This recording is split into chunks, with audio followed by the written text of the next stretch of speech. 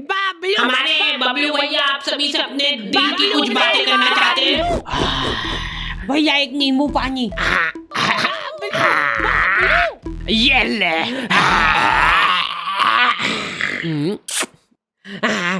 बाबलू बाबलू बाबलू बबलू बाबलू आगे बबलू भैया। आ चुका है वो दुनिया की रखवाली करने। बाबलू भैया, अरे कोई बात नहीं, कोई बात नहीं। पैर के ऐसे तो हट जाए। नहीं बाबलू भैया, मैं नहीं हटूंगा। बबलू पहलवान, बबलू पहलवान।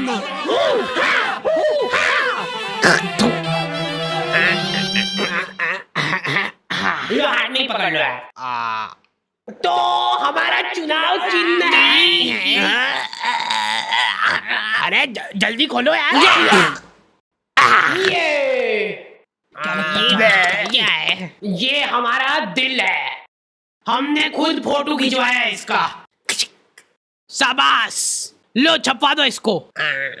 ये हमारा ही दिल है, बस बाहर से। ओ भाई, और इसके इर्द गिर्द जो बाल है वो हो आप। ये दर्शाता है आपके और हमारे पावन रिश्ते को।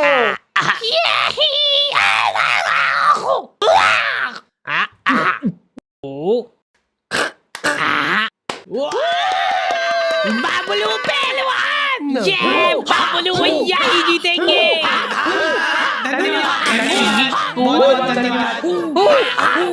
इन भैया को कपड़े दो यार, कोई कपड़े दो। तो आ गए फिर से। तो गर्मियों में कुछ लोगों को कूलर नसीब होता है और कुछ लोगों को बेकार कूलर नसीब होता है। हमारे पास एक प्राचीन कूलर था जो कि इनको दहेज में मिला था। तब से ही लीक हो रहा है वो। टप टप टप टप टप टप टप। वहीं पे कुछ लोगों को अच्छा कूलर तो नसीब हो रहा था, लेकिन फिर भी वो सो नहीं पा रहे थे। अब आइए, थोड़ा थोड़ा ऊपर। अब इन सभी को ऐसा लग रहा है कि सामने वाले के पास ज्यादा हवा जा रही है।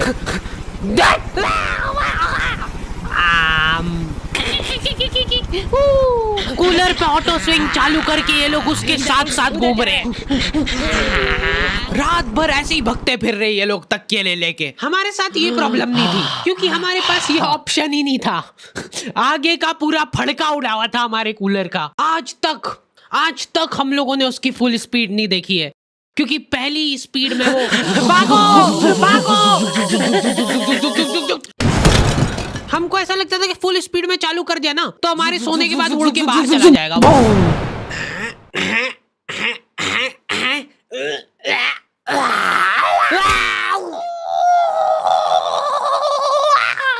इतने तपाड़े में बेचारे फेरी वालों को पसीने में लथपथ घूमते देख मेरी मम्मी इमोशनल हो जाती है और सोचती है कि इनका तो फायदा करना पड़ेगा। देख बेचारे गर्मी में कितनी मेहनत करते हैं। दीदी एकदम प्योर कॉटन है। इसका असली लुक तभी आएगा जब आप इसको बिछाओगे। लो पकड़ो उधर से, ये देखो ये प्रिंट। दीदी ये हकीकत बता रहा हूँ मैं आपको। कल मैं चुपचाप जा रहा हूँ रास्ते से, आप दौड़ के आओगे मेरे पैर पकड़ लोगे कि 4 और दो भैया, पर तब मैं नहीं दे पाऊंगा क्योंकि तब तक खत्म हो चुके होंगे। माल ही इतना बढ़िया है। अरे दीदी ये बात लिख के ले लो मेरे से कि लो लिख दिया। आप मेरे सामने गिड़गिड़ाओगे कि भैया प्लीज दे दो, लेकिन फिर भी मैं नहीं दे पाऊंगा क्योंकि आप आज ही खरीद लोगे सारे चद्दर, है ना। अंधा पोटेंशियल है इन लोगों में। ये तुम्हारे सामने जिंदा आदमी बेच खाएगा। दीदी ये देखो, ये कुछ नहीं होता है इसको। ये और तो और पूरा फोल्डेबल है। ये चाहिए ना आपको? चाहिए ना? चाहिए। लो ला दे दो। चलो। लेकिन मेरी मम्मी उसको रुला देती है। एक चद्दर खुलवा लिया उससे। दीदी यार 250 में तो मेरे को पड़ता है। इतने तपाड़े में घूम के 50 रुपए एक पीस पे बनते हैं दीदी मेरे। वाह रेन दो भैया वाह, जाओ और तेज धूप पड़ जाए तो बढ़िया रहे। वो बापड़ा तुम्हारी कॉलोनी की 4 राउंड लगा के वापस से आएगा तुम्हारे घर के सामने। और तुम्हारी मम्मी को पता है ये चीज, वो गेट पे ही खड़ी है। क्या हुआ भैया फिर? लो ले लो यार दीदी। उस बेचारे ने घाटे में जाके बेचा है माल। उसके बाद भी मम्मी बेटा तेरे को मालूम नहीं है ये सब चोरी का माल रहता है इनके पास। तो फिर उससे खरीदा क्यों? एक बार को मान लो कि वो चोरी करके भी लाया है, तो उसमें भी तो मेहनत लगी है उस बेचारे की। हाँ, ये मम्मियों के पास कुछ अद्भुत ताकतें होती है, उनमें से एक है ये। 1 घंटे बाद खराब हो जाएगी। मम्मियाँ सामान सूंघ के उनकी एक्सपायरी बता देती है। मेरे को आज भी याद है वो दिन जब बस आखिरी 10 मिनट बचे हैं।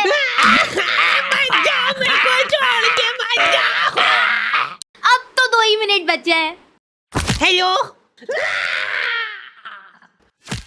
दूसरी तरफ बबलू पहलवान का दबदबा बढ़ता ही जा रहा था। उस दिन बबलू पहलवान का जन्मदिन था और पूरे शहर को ये बात मालूम थी, क्योंकि हर गली नुक्कड़ पे इन लोगों ने पोस्टर लगवा दिए थे, बबलू भैया पहलवान हैं, इसलिए जन्मदिन की शुभकामनाएं। भाई साहब, इनमें से बबलू भैया कौन से? ये तो दिख नहीं रहे क्या तुमको? और बबलू पहलवान ने जिंदगी में पहली बार कुछ ढंग का काम करने का सोचा। अरे बबलू भैया, ये तो पिघल गई, आपके लिए नहीं लाता। कोई बात नहीं। मेरे को मेरी जनता की सेवा करनी है। इस शहर में न जाने कितने गरीब लोग भूखमरी से मरते हैं। मैं अरे भैया, जल्दी चलो, उनको मेरी जरूरत है। बबलू भैया, ये आपके खाने का भी टाइम हो गया, तो पहले खा लीजिए फिर चल जाना। ठीक है, इतनी देर में कोई नहीं मर रहा, चल आजा, खा के चलते हैं। देखिए, इनके जैसा काला डुस्सी हो जाएगा, दिन भर धूप में रबड़ता रहेगा। तो तुमने कुछ रईस लोग देखे होंगे जो कि हम्बल बनने की नाकाम कोशिश करते हैं। अरे भैया, आप मानोगे नहीं, ये एसी वगैरह में को जमता थोड़ी ना है। एसी जो रहता है ना, ये शरीर खराब कर देता है, क्योंकि ये सिर्फ नाक के अंदर ठंडक करता है एसी, लेकिन जो अपना पंखा रहता है वो पूरे शरीर को ठंडक देता है। इसलिए हम तो एसी और पंखा दोनों चलाते हैं, ताकि नाक के अंदर की ठंडक भी हो जाए और बाहर शारीरिक ठंडक भी हो जाए। यही हम्बल अप्रोच हर किसी को रखना चाहिए अपनी जिंदगी में, अगर उसको सड़क पे आना है तो। यार, मैंने सोचा नहीं था इतना ज्यादा आ जाएगा बिल।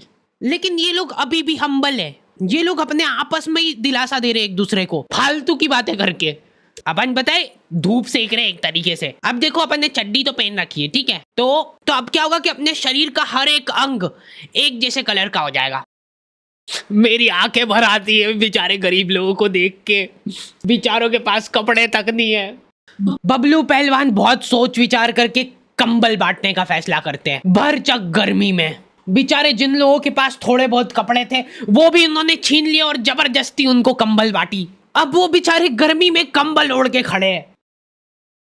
मेरे को पता है बहुत खुशी मिलती है जनता की सेवा करके, निस्वार्थ सेवा करता हूँ मैं। मेरे को कुछ उनसे चाहिए नहीं बदले में मेरी माँ का मंगलसूत्र है, ये रख लो भाइयों। ये देखो, पेटी पे केटीएम है, और उससे भी ज्यादा प्राउड की बात यह है कि माँ का मंगलसूत्र गिरवी रख के लिए मैंने। ये लोग शर्ट पहन के एहसान कर रहे हैं, ऊपर के 5 बटन खुले हुए, नीचे का बस 1 बटन अटका रखा है। जरा सी हवा चली तो वो भी खुल जाएगा। और इन लोगों में एक अद्भुत टैलेंट होता है। एक सीधी सुनसान सड़क है, कोई प्राणी उस जगह के आसपास भी नहीं आता है। इतनी प्यारी सड़क है ना वो, कि तुम उस पे चप्पल पहन के चलोगे तो वो सड़क गंदी हो जाएगी। उस सड़क पे ये लोग आड़ी बाकी गाड़ी चला के तुमको गिर के दिखाएंगे। देखो यार, मैं किसी का बुरा नहीं चाहता हूँ, लेकिन इनकी ऐसी हरकतें देख के मेरी तो बहुत ज्यादा इच्छा होती है कि ये तो यार गिरना चाहिए। तुम्हारी भी इच्छा तो होती है मन मन में, पता है मेरे को, ठीक है। भगवान इसको गिराओ यार। Thank you. तेरी माँ तो हाथ टूटवा के बैठी थी ने, अब तू भी पैर तोड़वा के आ गया। ये सीट पे सीढ़ी लगा के चढ़ना रहता है क्या? अरे कुछ नहीं होगा, आप बैठो तो सही। देखा, मैंने बोला था ना कुछ नहीं।